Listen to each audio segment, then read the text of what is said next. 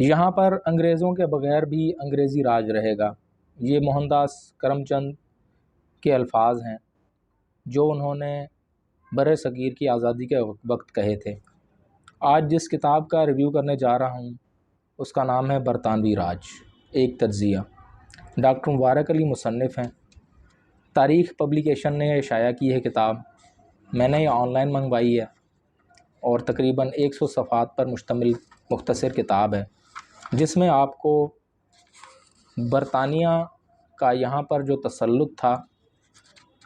انہوں نے کیوں یہاں پر ایکسپینڈ کیا۔ ایسٹ انڈیا کمپنی جب آئی تو وہ ایک تاجر تھے، لیکن پھر کیا وجہ ہوئی کہ انہوں نے پورے بر صغیر پر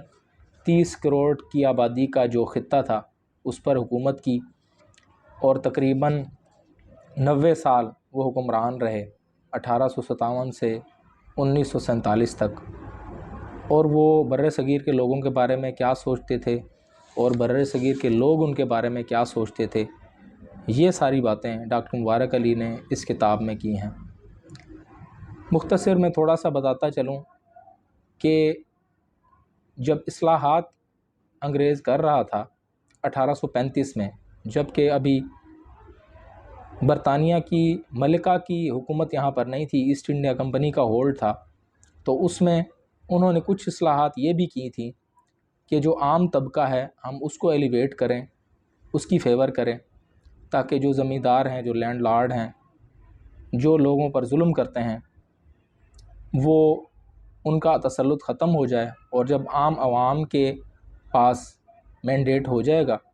تو لوگ ہماری حکومت جو ہے اس کو طاقت دیں گے۔ اس پر ایک سوال یہ بھی اٹھا کہ اگر عام لوگوں کو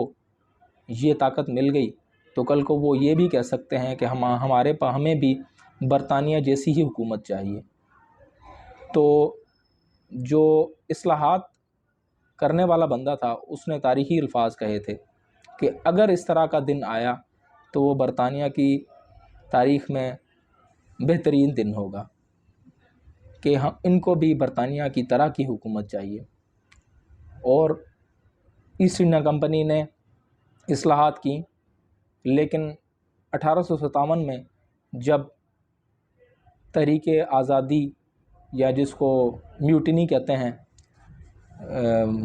انگریز، وہ ہوئی تو جتنے بھی لوگ تھے، عام لوگ تھے، انہوں نے انہی زمینداروں کا یا انہی لینڈ لارڈز کا یا جو ان کے بڑے تھے ان کا ساتھ دیا۔ اس کے بعد انگریز نے یہ طے کر لیا کہ اب اصلاحات میں جو عام آدمی ہیں اس کے لیے کام کرنے کی کوئی ضرورت نہیں ہے، لہٰذا جو چند نواب ہیں یا چند لینڈ لارڈ ہیں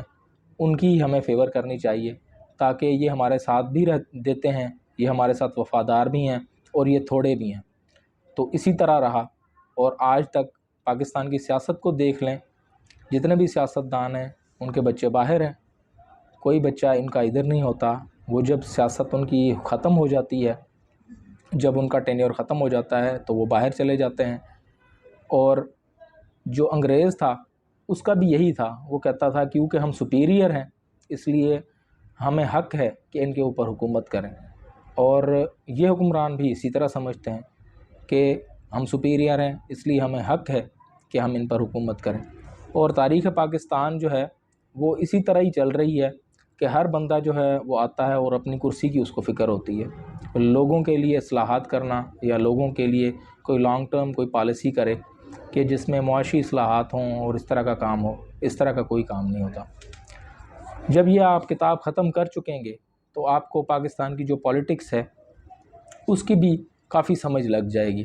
اور بالکل وہی سوچ ہے جو کہ انگریز کی آج سے 75 سال پہلے تھی۔